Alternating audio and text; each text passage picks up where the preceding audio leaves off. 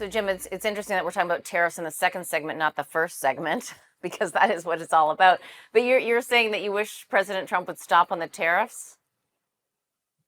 Yes, I think, when you look at, what's going on, first off, what Mr. Trump is doing is he's tearing up a free trade agreement that he negotiated. I didn't. And if he didn't get the results that he did like, well, he negotiated it. And I think down the road, it does significant damage for him to attack the average Canadian when he's upset with the deal that he negotiated. But with respect to tariffs, let's be honest, when you X out oil, the United States has a trade surplus with Canada, not a deficit. And let's be honest, today the PCE numbers just came out, and everybody in New York is talking about, the prices of beef and the prices of eggs. Well, 22% of the imports of beef into the United States come from Canada. You want to put a 25% tariff on that? 40% of the eggs that are imported into the United States come from Canada. You want to put a 25% tariff on that? Let's be honest. You want to put a tariff on aluminum? You don't have the smelters or the cheap natural the electricity to do it. So I wish Mr. Trump would just stop overplaying his hand. We have in Canada, let's be honest, we have been asleep at the switch for a couple of decades, but we've got a lot of natural resources: oil, Yeah. natural gas, uranium, rare earths, hydroelectric power. We're going to build if we do the right thing, we're going to build pipelines, refiners, and we're going to diversify our client base. So, the long-term ramifications of what Mr. Trump is doing is significant. And all I'm trying to say is, when you step back, this isn't about cheese, right? And I know you want to talk. Can we talk about Carney? Can we talk about Carney and Yes, those things? please. So let's I'm one of those guys that watches C-SPAN and watches the debates.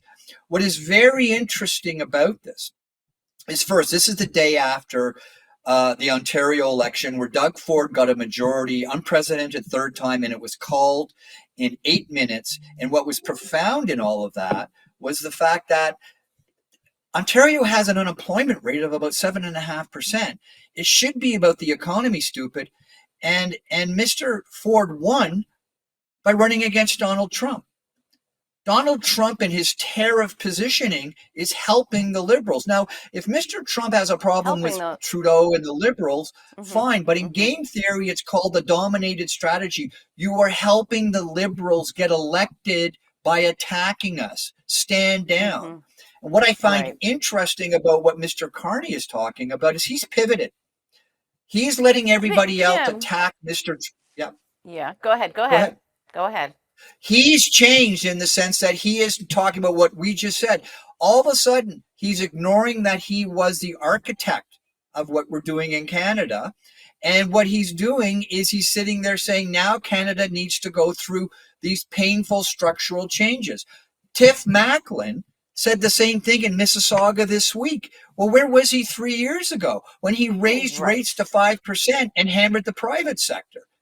It's crazy, Catherine. So, yeah, I know. But so, Jim, what I wanted to speak, when we talk about pivoting, they're not pivoting. To your point, they're just trying to get elected. They're just trying to keep their jobs. That's what they've been doing for 9 years. And you even see it with Trudeau stepping down, but not calling an election and shutting off Parliament. So, they're just holding on to power as long as they possibly can. And they have been the architects of what everybody is facing right now. We have our own internal trade barriers in Canada. I don't know why everyone's so focused on the United States. We can clean up our own house. There are so many opportunities within Canada. They have, ruined. And, Carney, who lied by saying he had stepped down from Brookfield, but actually had signed the papers to move the headquarters to New York. I mean, even if they pivot in words, we have to absolutely look at their track record. And he has been the advisor for Trudeau economically for 5 years. So the pain that people are feeling at the pumps, households, eggflation, that's egg on Carney's face. Your lips to God's ears. You've nailed it. Yes, completely. I am wearing my cross today.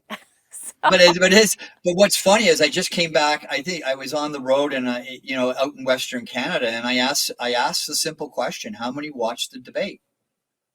Like, we're not informed as citizens, and Right. that to me is a big fear. Like, I mean, they're clever, right? I mean, I may not like Prime Minister Trudeau's policies, but you must respect him as a politician to take this fentanyl crisis and use, I would call Mr. Trump's or President Trump's mistake, and cloak everything in a sovereignty, in the flag. I think that's wrong.